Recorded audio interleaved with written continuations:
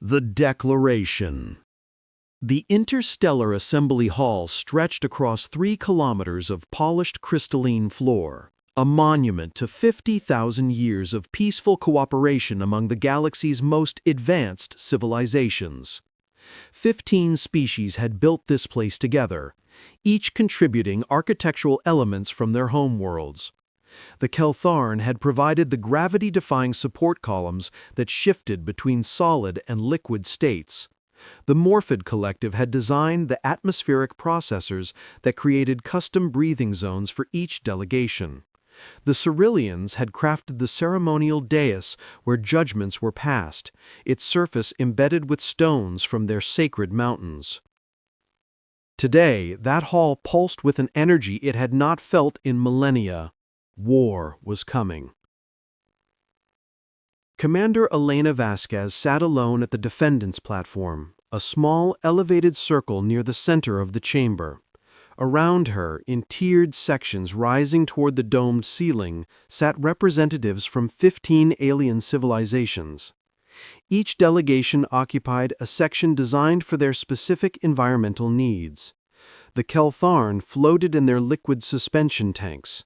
The Vryn perched on crystalline branches that hummed with electromagnetic energy. The massive Goroth reclined on stone slabs, their rock-like bodies barely distinguishable from the platforms themselves. Elena wore her dress uniform, dark blue with silver insignia marking her rank, in the United Earth Defense Corps. Her hair was pulled back in a practical bun. Her face showed no emotion as thousands of alien eyes, sensors, and perception organs focused on her. She had been sitting here for 6 hours while the assembly debated humanity's fate. She had not moved except to occasionally shift her weight. She had not spoken except when directly addressed. She had simply waited. Supreme Arbiter Zalkeen rose from the central adjudication throne. The Keltharn's liquid body solidified into a vaguely humanoid shape, translucent and shimmering under the hall's ambient lighting. When Zalkeen spoke, the words came not from a mouth, but from vibrations that the translation matrix converted into every delegate's native language simultaneously. "The Assembly has reached consensus," Zalkeen announced. The vibrations carried weight, finality. "The species known as humanity stands accused of 17 violations of the preservation codes, unauthorized expansion into protected sectors, and willful defiance of assembly authority. After thorough deliberation, we find these charges substantiated by overwhelming evidence." Elena listened without reaction. She had known this was coming. Earth's diplomatic corps had prepared her for exactly this scenario 3 months ago when the first formal complaints reached the Assembly. Humanity had expanded too fast, claimed too much territory, refused too many requests that were actually demands. The galaxy's older civilizations had finally decided that the upstart species from Sol needed to be taught a lesson. The human colonies in the outer fringe sectors occupy territory designated as sacred by the Treaty of Eternal Harmony, Zalkeen continued. These zones have remained untouched for 47,000 standard cycles. Humanity has ignored 17 formal cease and desist orders. This demonstrates contempt for galactic law and disregard for the spiritual significance of these regions to species far older than your own. In the Cerulean section, Speaker Muthron rose to add his voice. The Cerulean looked like a cross between a mantis and an orchid, with petals that changed color to express emotion. Right now, those petals showed deep purple, the color of righteous anger. Humanity's history is one of endless violence. Their own historical records show 10,000 standard cycles of continuous warfare among their own kind. They have never known true peace. They fought with primitive weapons, then with chemical explosives, then with atomic fire.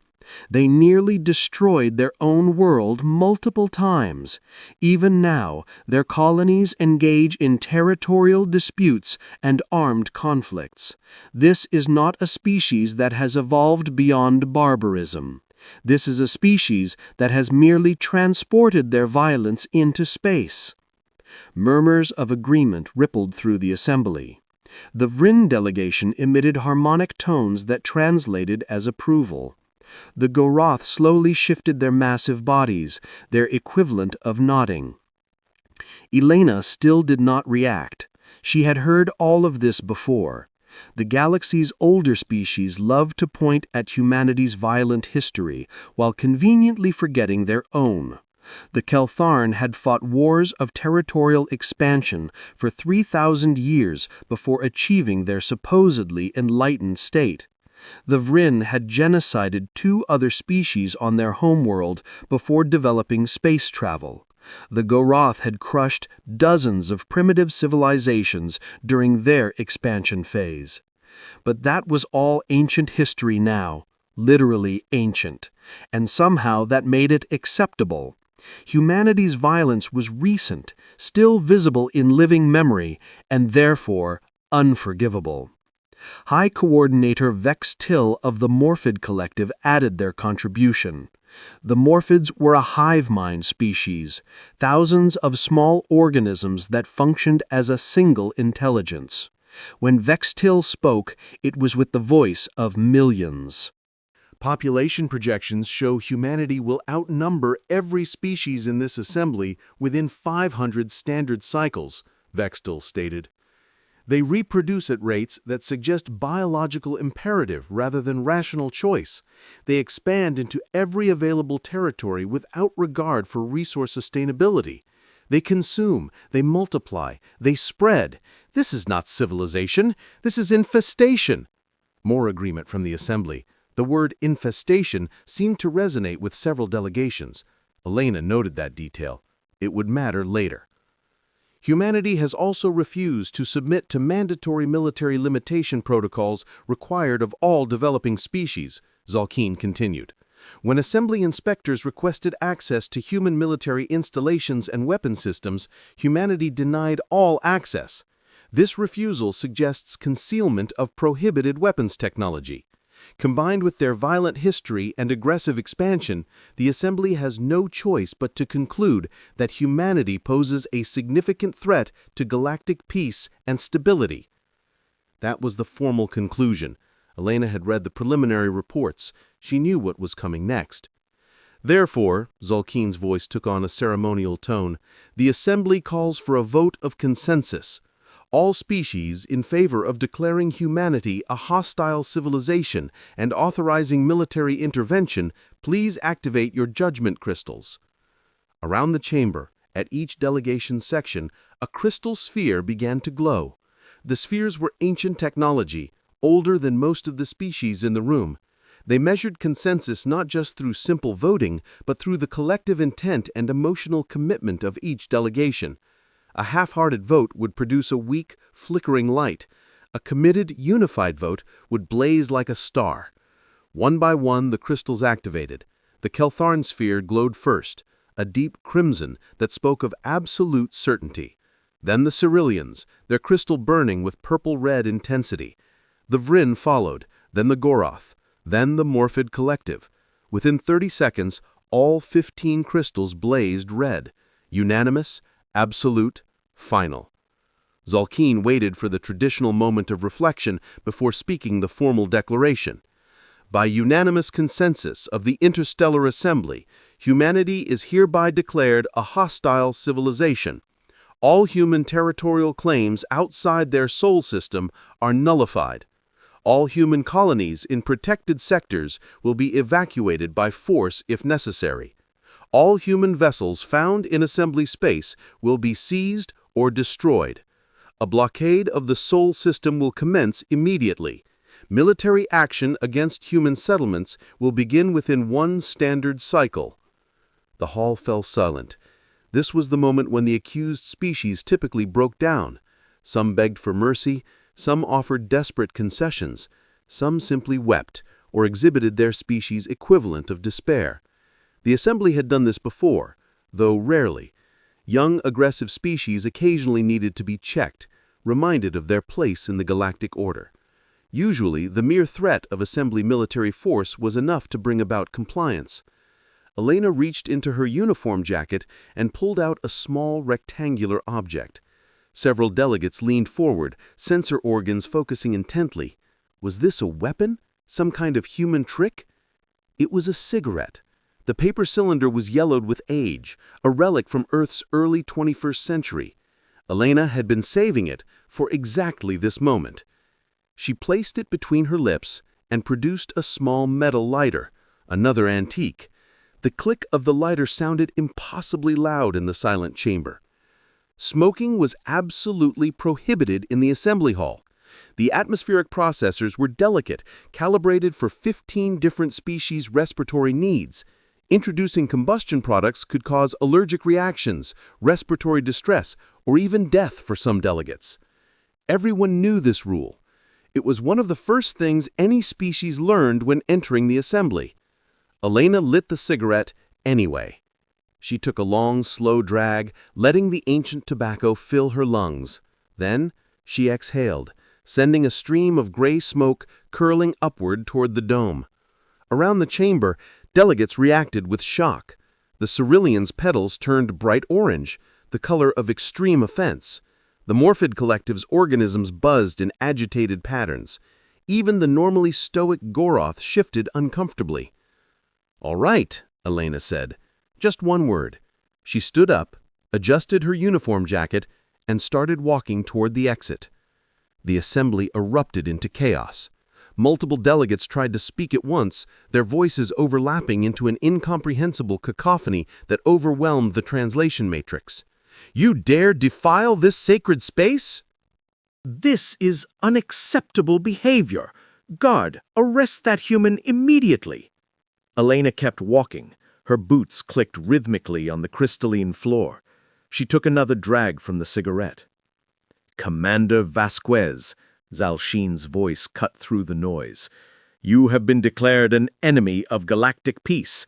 You show no remorse, no attempt to negotiate, no fear?" Elena interrupted, without turning around. She stopped walking, but did not face the assembly. "You thought I'd beg. You thought I'd offer concessions, or promise reforms, or plead for mercy.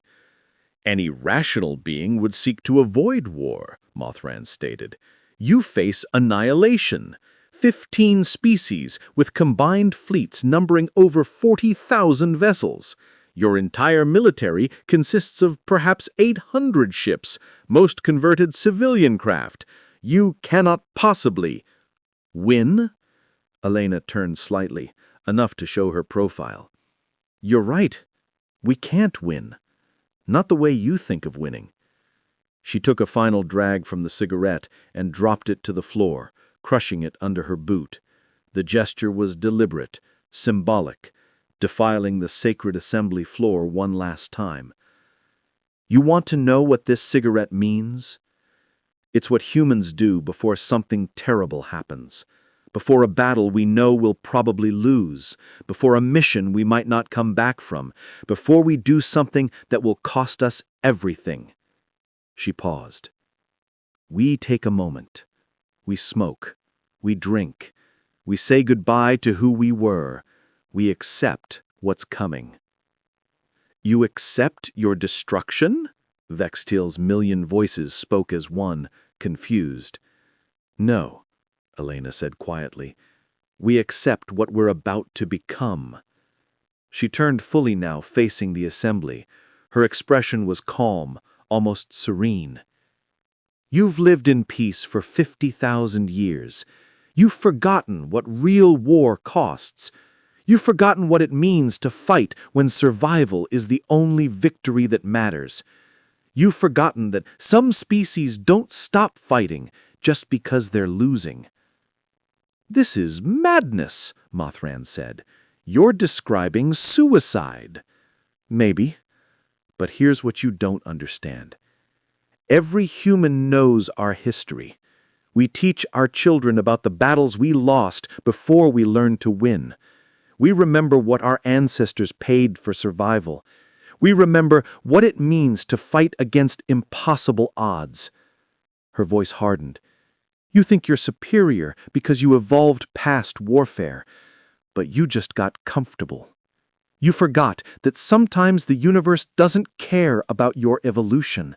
Sometimes it just wants to know if you'll bleed for what you believe in. She turned back toward the exit. Wait, Zalshin commanded. The Assembly has declared war. You must acknowledge. I acknowledged it. That's your acknowledgement. Now we both know where we stand. You will regret this defiance. Your species will be broken. Your colonies will burn. Your people will... Elena paused at the massive doors leading out of the chamber. She spoke without turning around, her voice carrying clearly across the vast hall. You're going to attack our colonies. You'll win those battles. You'll count your victories and your acceptable casualties. And somewhere around the third or fourth colony, you're going to realize something. She turned her head slightly. You're going to realize that every victory costs you more than you planned to pay. That every human you kill fought like they were defending Earth itself. That we don't surrender, we don't retreat, and we sure as hell don't quit just because quitting makes sense.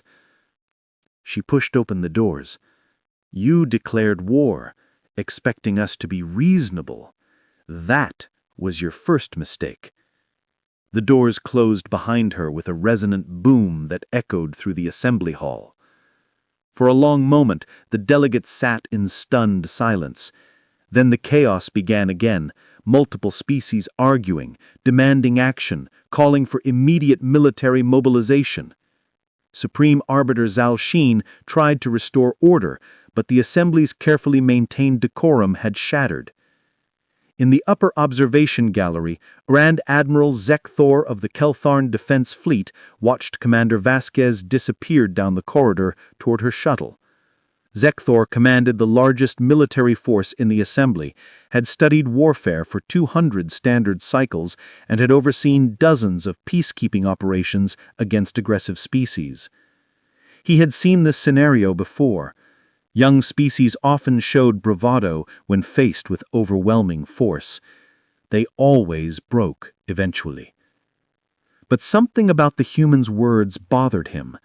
The way she spoke about accepting what was coming, the ritual with the cigarette, the complete absence of fear or desperation in her voice. Zekthor had studied human military history as part of his preparation for this campaign. The files were disturbing. Humans fought wars not just for resources or territory, but for abstract concepts like freedom and honor. They threw their own bodies into battle with minimal armor. They designed weapons intended to maximize their own casualties just to hurt the enemy. They had a phrase in their languages, acceptable losses, but their definition of acceptable was far beyond anything the galaxy considered rational. He pulled up the tactical display showing human colony locations. 57 settlements spread across 12 sectors. Most were small, lightly defended, easy targets. The campaign should take perhaps 6 standard cycles, maybe less if humanity saw reason after the first few defeats. His communication device activated. Commander Vasquez's shuttle had just departed the station. Standard protocol would be to track it, possibly intercept it. But Zekthar made a different decision. He let her go. He wanted to see what humanity would do with the few hours of warning her departure would provide. Would they evacuate? Fortify? Beg for one last negotiation?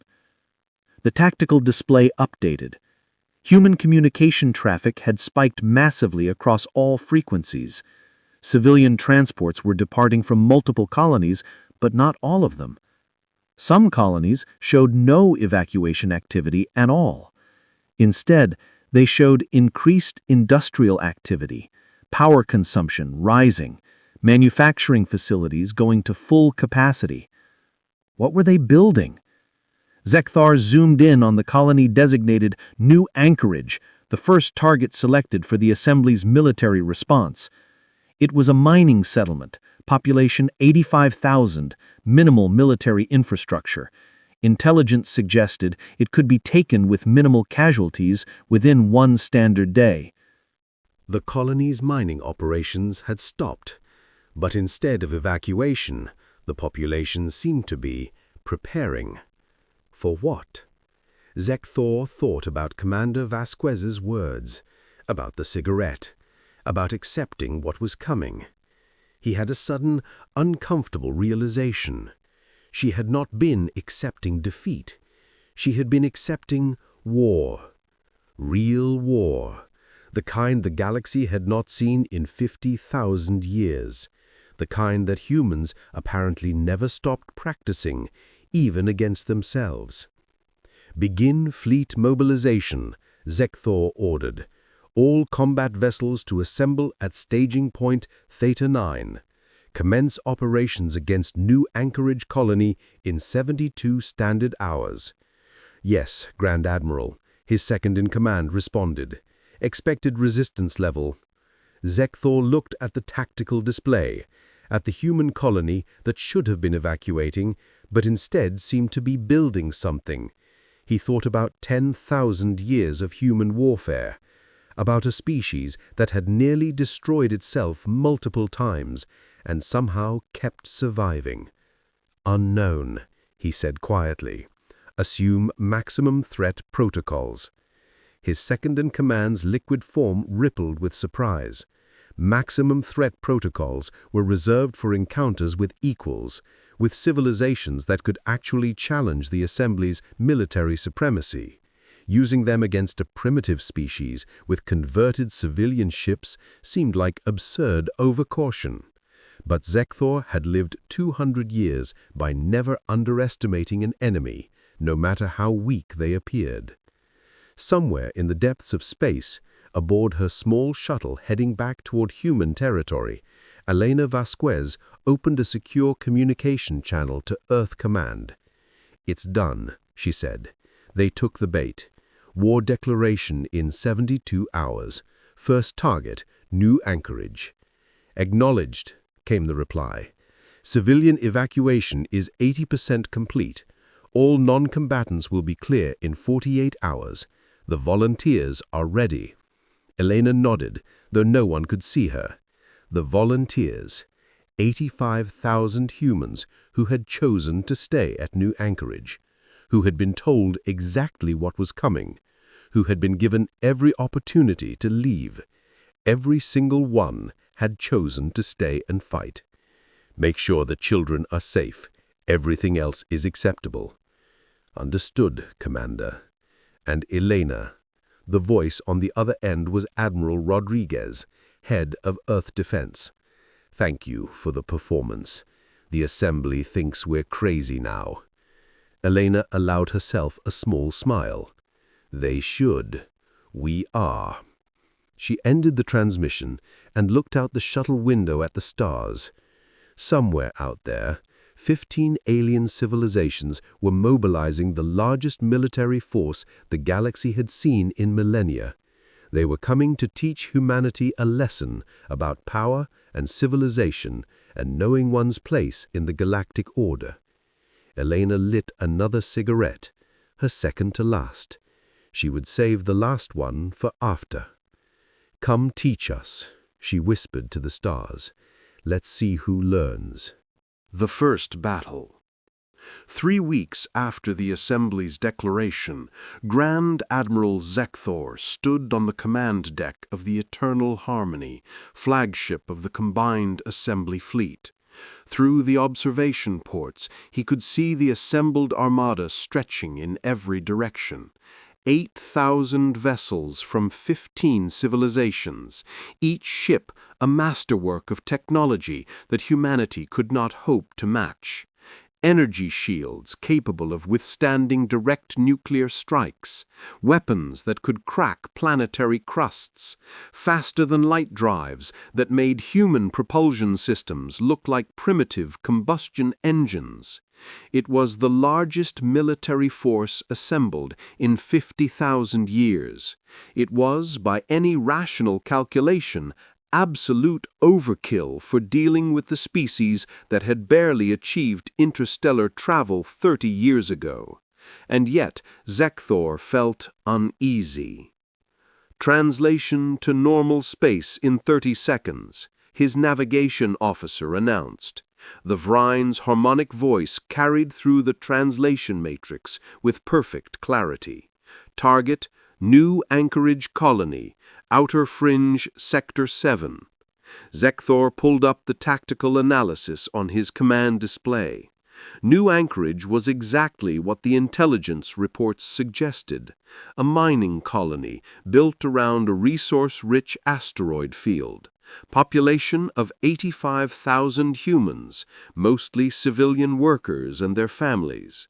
The settlement consisted of 6 habitat domes connected by pressurized tunnels built into and around several large asteroids. Minimal military infrastructure. Perhaps 20 small patrol craft for asteroid mining operations. No planetary defense platforms.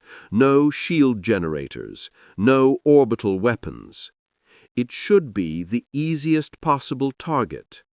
Sir, we're detecting anomalous readings from the colony, the sensor officer reported. She was morphid, her collective consciousness distributed across thousands of small organisms that functioned as a single being. Power consumption is significantly higher than expected for a settlement of this size. Industrial fabrication facilities are operating at maximum capacity. What are they building? Zekthor asked. Unknown. The structures are shielded from deep scans, but thermal signatures suggest extensive metalworking and chemical processing. Zekthor frowned, or rather, his liquid form rippled in the pattern that other Kelthon recognized as concern. 3 weeks since the declaration of war. 3 weeks for the humans to evacuate or fortify. Intelligence had suggested they would evacuate. It was the logical choice. New Anchorage had no strategic value worth defending with lives. But the power readings suggested something else entirely. All ships, translation complete, the navigation officer announced. The vast armada dropped out of faster-than-light travel simultaneously, a feat of coordination that required split-second timing across thousands of vessels. It was meant to be overwhelming, a show of force that made resistance seem futile. New Anchorage hung in the void before them, 6 habitat domes glittering against the black background of space. The asteroid field around it extended for thousands of kilometers, chunks of rock rich with iron, platinum, and rare earth elements. Mining vessels should have been visible, moving between asteroids, harvesting ore. Instead, the field appeared empty. No mining craft, no cargo haulers, no activity at all. Open a communication channel, Zekthor ordered. Standard surrender protocols. Offer full amnesty for immediate evacuation. The communication officer, Agorath, whose rocky body was integrated directly into the ship's systems, transmitted the message on all frequencies. Attention, New Anchorage Colony. This is Grand Admiral Zekthor of the Interstellar Assembly Enforcement Fleet. You are in violation of Assembly law. You have 1 standard hour to evacuate this settlement. All civilians will be granted safe passage and relocated to appropriate facilities. No harm will come to those who comply. This is your only warning. The message repeated in 17 different human languages: English, Mandarin, Spanish, Arabic, Hindi, and a dozen others. The assembly had done their research. They were civilized. They offered mercy. For 30 seconds, there was no response. Then the communication channel crackled to life. Grand Admiral Zekthor, this is Colonel Marcus Webb, New Anchorage Defense Force. We received your message. Zekthor's form rippled with relief. They were responding. Dialogue meant potential for peaceful resolution. Colonel Webb, I am pleased that you are being reasonable. Begin evacuation procedures immediately. We will provide escort vessels to ensure your safety. That's very generous. Webb's voice carried a strange tone that the translation matrix struggled to interpret. Amusement? Resignation? But we're going to decline your offer. Colonel, you must understand your position. You face 8,000 vessels. You have no military capability. Resistance is not merely futile, it is suicidal. Probably, Webb agreed. But here's the thing, Admiral. We took a vote. All 85,000 of us. Democracy, you know? Old human tradition. And the vote was unanimous. We're staying. Zekthor felt his first genuine alarm. You cannot possibly expect to... We don't expect anything. We know exactly how this ends. You're going to win, you're going to take this colony, but we're going to make you pay for every meter of it. The channel went silent for a moment. Then music began to play. A human song, old by their standards, something from their pre-spaceflight era. The translation matrix couldn't handle the nuances of the lyrics, but the tone was unmistakable. It was a war song, a battle hymn. Colonel Webb, I am giving you one final opportunity. Evacuate now, or we will be forced to... The channel cut off. In its place, every screen on the Eternal Harmony suddenly displayed the same image. A human flag, blue and white and red. And beneath it, words in English that the translation matrix converted instantly. Come and take it. Zekthor stared at the message for a long moment, then he turned to his tactical officer. Full scan of the asteroid field.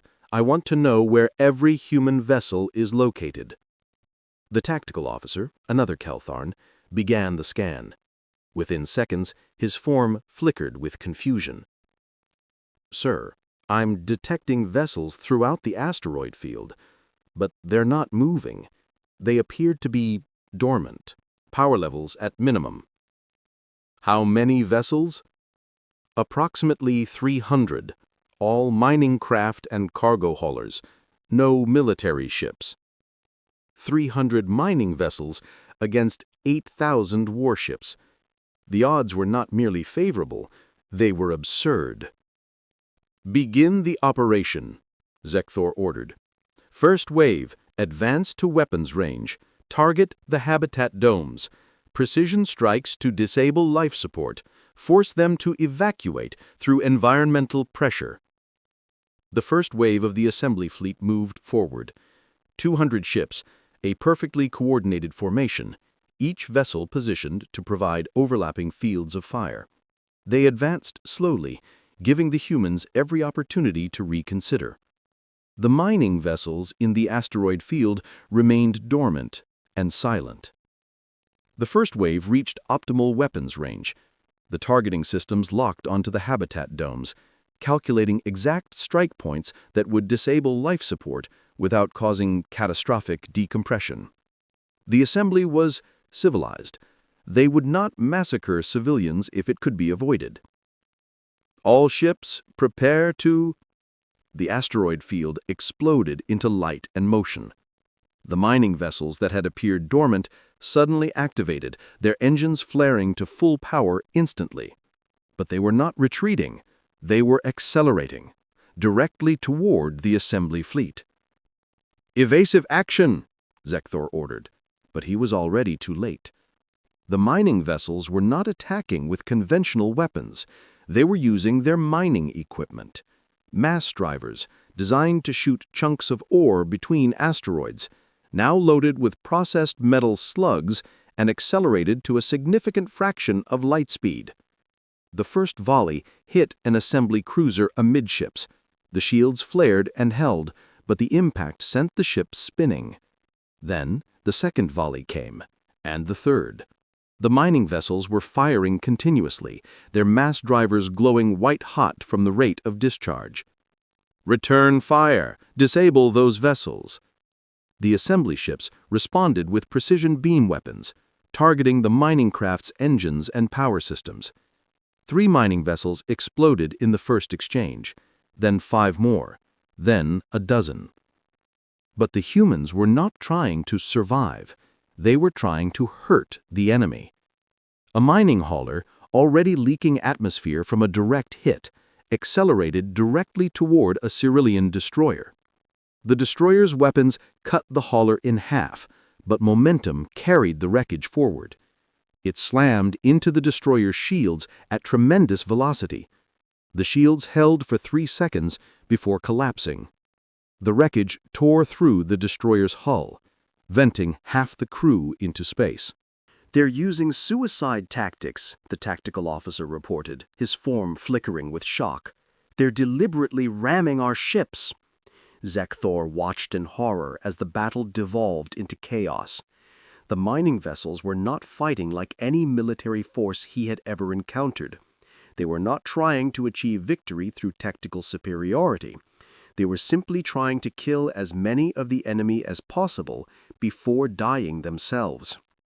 One human pilot managed to get within point-blank range of a Gorath heavy cruiser. Instead of firing weapons, the mining vessel detonated its own reactor. The explosion was not powerful enough to destroy the cruiser, but it disabled the shield generators and crippled 3 weapon systems.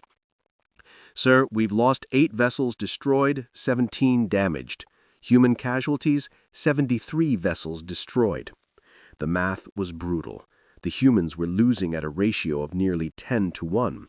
By any military standard, they were being slaughtered. But they kept coming. "Target the habitat domes," Zekthor ordered, his voice hard. "Force them to protect their civilians instead of attacking." The assembly weapons turned toward the 6 domes of New Anchorage. Precision beam weapons lanced out, targeting the transparent sections where humans could be seen moving inside.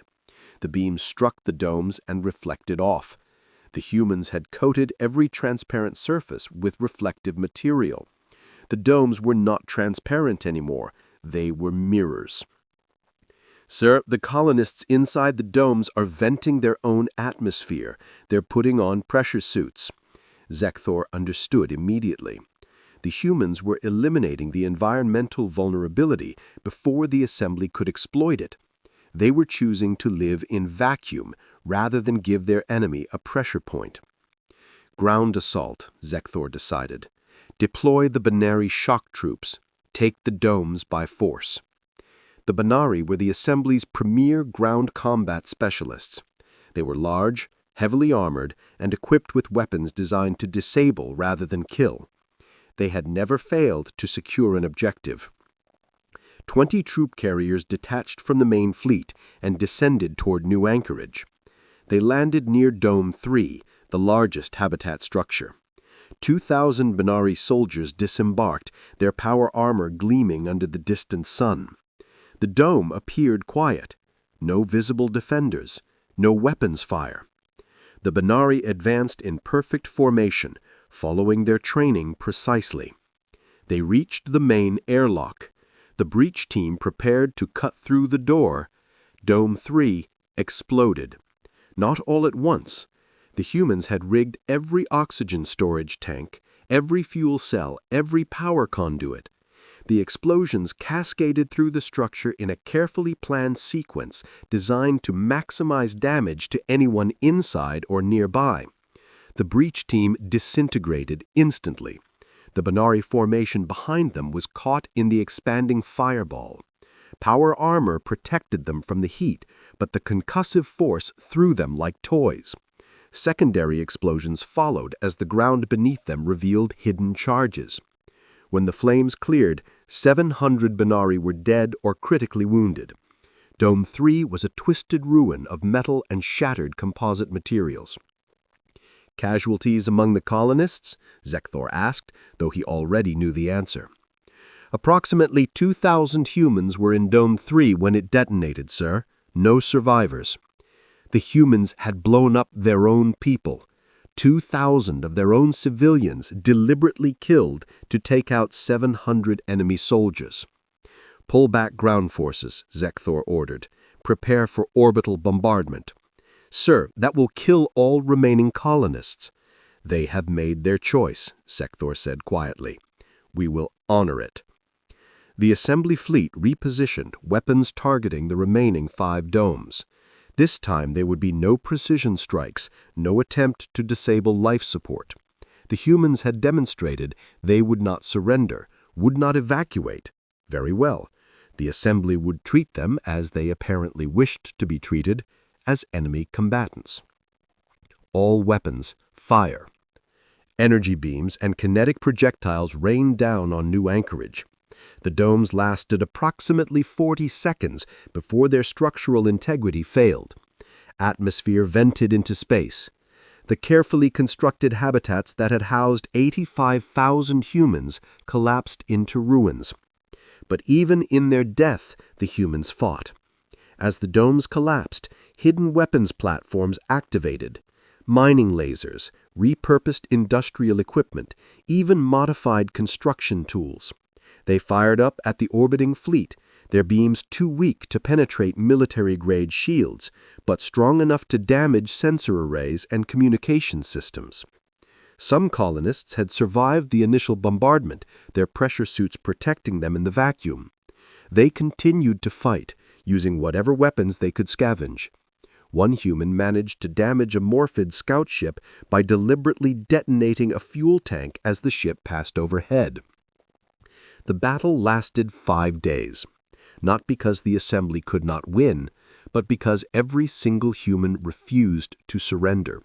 Every colonist fought until killed or incapacitated. The assembly forces had to clear every tunnel, every chamber, every hiding place. When it was finally over, New Anchorage was a field of debris. All 85,000 humans were dead. Not one prisoner, not one surrender. The assembly had lost 23 ships destroyed, 67 damaged, and 1,247 personnel killed. Another 3,000 were wounded. Grand Admiral Zekthor stood in what was remaining of Dome 5, his liquid form having solidified into something like a protective suit for moving through the wreckage. Around him, his forces were securing the wreckage, treating the wounded, preparing damage reports. They had won. They had achieved their objective. New Anchorage was no longer in violation of assembly law, because New Anchorage no longer existed. Sir, his second-in-command approached, we've compiled preliminary analysis. If all human colonies fight with similar intensity, projected casualties for the complete campaign are problematic. Show me. The holographic display materialized, showing mathematical projections. 57 human colonies. If each fought like New Anchorage, if each extracted similar casualties, the assembly would lose approximately 1,300 ships and 70,000 personnel to achieve complete victory. Those were not acceptable numbers. The assembly had not suffered casualties on that scale in 50,000 years. Some species in the assembly had not experienced military deaths at all in their entire recorded histories. Broadcast a message to all remaining human colonies, Zekthor ordered. Explain what happened here. Explain the futility of resistance. Offer them one final chance to surrender before we proceed to the next target. The message went out across all frequencies. It included footage of the battle, of the overwhelming firepower the assembly had brought to bear, of the complete destruction of New Anchorage. It was meant to be a warning, a demonstration of what awaited any colony that chose resistance over surrender. The response came 3 hours later, not from a single colony, but broadcast simultaneously from all 56 remaining human settlements. It was another song, another battle hymn from human history, and beneath the music, text in every human language. Come and take it. Zekthor felt something he had not experienced in 2 centuries of military service. Not fear, exactly. The Keltharn did not feel fear the way humans did, but something close, a recognition of terrible certainty. This was not going to be a police action. This was not going to be a quick demonstration of force that brought a young species to heel. This was going to be war. Real war. The kind the galaxy had forgotten how to fight. He opened a secure channel to the Assembly. Grand Admiral Zekthor to Supreme Arbiter Zalkeen. We have secured new anchorage, but I must report significant complications with the campaign. Explain. The humans are not fighting conventionally. They are not attempting to win battles. They are attempting to maximize our casualties regardless of their own losses. Every colonist is a combatant.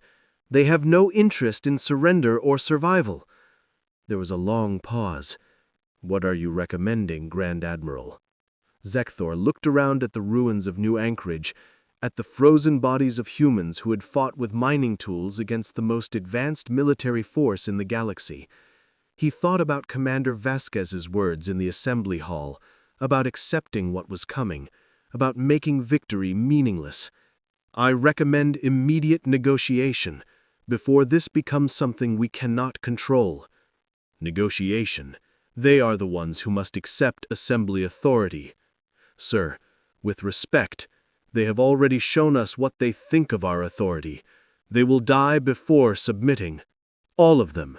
Every colony, every ship, every single human. Then let them die. They are a primitive species with delusions of importance. Sir, Zekthor's voice hardened. I have fought for 200 years. I have studied every major war in galactic history, and I am telling you that this enemy is different. They don't fight to win. They fight to make losing cost too much, and they are very good at doing it. Another long pause. Proceed to the next target. We will discuss negotiations after we have secured 3 colonies. The humans will see reason when they understand we are serious. The channel closed. Zekthor stood alone in the ruins of New Anchorage and understood what was coming. The Assembly would win. They had the numbers, the technology, the resources. They would take every human colony eventually.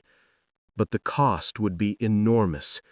And when it was over, when the last human settlement had been destroyed and the last human colonist killed, the galaxy would look at the Assembly differently. They would remember that it took 8,000 ships and tens of thousands of casualties to subdue a species with converted mining equipment.